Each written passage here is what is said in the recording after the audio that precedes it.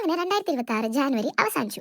2025 31 new ഇയറിൻ്റെ ടൈമിൽ വളരെ ശോകമായിരുന്നു എനിക്ക്.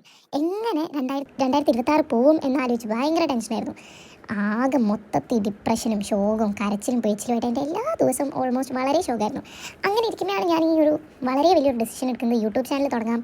എനിക്കുണ്ടായിരുന്നു യൂട്യൂബ് ചാനൽ, പക്ഷേ ഞാൻ കൺസിസ്റ്റൻ്റ് ആയിട്ട് വീഡിയോസ് അപ്ലോഡ് ചെയ്യാം, റീൽസിലും ഇൻസ്റ്റഗ്രാമിലും നല്ലപോലെ റീൽസും പോസ്റ്റ് ചെയ്ത് ഒന്ന് മൊത്തത്തിൽ ഒരു പ്രൊഡക്റ്റീവ് ആവണം, പിന്നെ വർക്കിന് പോകണം, അങ്ങനെ ഒരുപാട് കാര്യങ്ങൾ ആലോചിച്ച് ഒരുപാട് ടെൻഷനും എല്ലാം ഉണ്ടായിരുന്നു.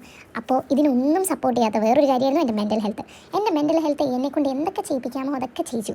കരച്ചിൽ തന്നെ ഒരു ഹോബിയായി മാറിയോ എന്ന് വരെ എനിക്ക് ഡൗട്ട് ഉണ്ടായിരുന്നു. എന്താണെന്നറിയില്ല, വളരെ സെൻസിറ്റീവ് ആയിട്ടുള്ള ഒരാളാണ് ഞാൻ. ഒരു ചെറിയ കാര്യം മതി എനിക്കറിയാൻ. അങ്ങനെ ഇരിക്കുന്ന ഒരാൾക്ക് പിന്നെ പറയണ്ടല്ലോ, ഓവർ തിങ്കിങ്ങും സ്ട്രെസ്സും കുറേ പ്രഷറും കുറേ ടെൻഷൻ, അതും ഇതും ആലോചിച്ച് ഓവർ തിങ്ക് ചെയ്ത് ടെൻഷൻ അടിച്ച് കഷ്ടപ്പെട്ടിരുന്ന് കരഞ്ഞ് ഞാൻ എൻ്റെ ദിവസങ്ങൾ തള്ളി നീക്കിയിട്ടുണ്ട്. സത്യം പറഞ്ഞാൽ എനിക്ക് ഒരു ദിവസം ഒന്നും ചെയ്യാനുള്ള മൈൻഡ് സെറ്റിലല്ല ഞാൻ എണീക്കുന്നത് പോലും. എങ്ങനെയെങ്കിലും ഒരു ദിവസം തീർന്നു കിട്ടിയാൽ മതി, അടുത്ത ദിവസം തുടങ്ങാതിരുന്നാൽ മതി, അത്രയും മൈൻഡ് സെറ്റ് ആയിരുന്നു. പക്ഷേ എന്നിട്ട് ഞാൻ കഷ്ടപ്പെട്ട് ഒരു റീൽ എങ്കിൽ ഒരു റീല്, അല്ലെങ്കിൽ ഒരു ഷോർട്സ് എങ്കിൽ ഒരു ഷോർട്സ് ഡെയിലി എങ്ങനെയെങ്കിലും എടുക്കാൻ നോക്കും. എനിക്ക് മനസ്സിൽ ഞാൻ ഒരിക്കലും എന്തായത് വിടില്ല, ഞാൻ സ്റ്റാർട്ട് ചെയ്ത് വെച്ച കാര്യം നിർത്തരുത് എന്നൊക്കെ ഒരു വളരെ മോട്ടിവേഷണൽ ആയിട്ടുള്ള ഒരു സൈഡ് ഉണ്ട്. അതുപോലെ തന്നെ എന്നെ ഇന്നിപ്പോൾ ഇട്ടില്ലെങ്കിൽ ഇപ്പോൾ എന്താ പറ്റണം, എന്തിനാ ഞാൻ ഇത്ര ഫാസ്റ്റ് ആയിട്ട് കാര്യങ്ങൾ ചെയ്യണം, വേണ്ട ടേക്ക് ഇറ്റ് സ്ലോ എന്നൊക്കെ ഒരുപാട് പലതരം മൈൻഡ് വോയിസസ് ആയിരുന്നു എനിക്ക്. എന്നിട്ടും ഇപ്പോൾ ജാനുവരി അവസാനിച്ചപ്പോഴത്തേക്കും എനിക്ക് യൂട്യൂബിൽ 1K സബ്സ്ക്രൈബേഴ്സ് ആവാറായി. I am very happy, I am very thankful, so grateful. അതുപോലെ തന്നെ എനിക്ക് ഇൻസ്റ്റാഗ്രാമിലും 10K followers. Like it didn't came out of nowhere, but എൻ്റെ എഫേർട്സും ഞാൻ കുറേ ട്രൈ ചെയ്തു എന്നൊന്നും പറയണില്ല. പക്ഷേ എന്നാലും ഞാൻ ഈ അടുത്ത റീൽസ് കൺസിസ്റ്റൻ്റ് ആയിട്ട് ഇട്ടപ്പോഴത്തേക്കും 10K അടിച്ചു. എല്ലാവർക്കും ഒരുപാട് പ്രശ്നങ്ങളുണ്ടാവും, ഉറപ്പാണ്. ആരും ഇവിടെ പ്രശ്നങ്ങളില്ലാത്ത ആൾക്കാരല്ല. പക്ഷേ അതിനൊക്കെ നമ്മൾ എങ്ങനെ മറികടക്കുന്നു എന്നതിലാണ് കാര്യം.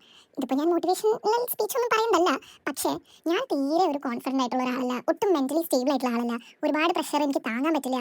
ചെറിയ കാര്യങ്ങൾ മതി എനിക്കത് വലിയ പ്രശ്നങ്ങളാവാൻ തന്നെ. അങ്ങനെയുള്ള എനിക്കിത് പറ്റുമെങ്കിൽ നിങ്ങളെ എല്ലാവർക്കും പറ്റും. എല്ലാവരും നല്ലപോലെ 2026 മുന്നോട്ട് കൊണ്ടുപോകണം. ഞാൻ ഇപ്പോഴാണ് ആക്ച്വലി 2026 പുതിയൊരു വർഷം തുടങ്ങി എന്നൊക്കെ ഉള്ളൊരു റിയാലിറ്റിയിലോട്ട് എത്തുന്നത് തന്നെ. ഇത്രയും നാളോ സാധാ ഒരു ദിവസം എന്ന് മാത്രമേ ഞാൻ വിചാരിച്ചിട്ടുള്ളൂ.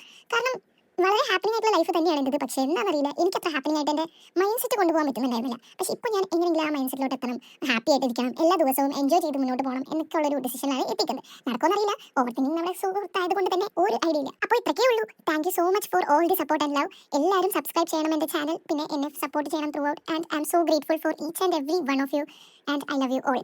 ബൈ ബൈ ഉമ്മ.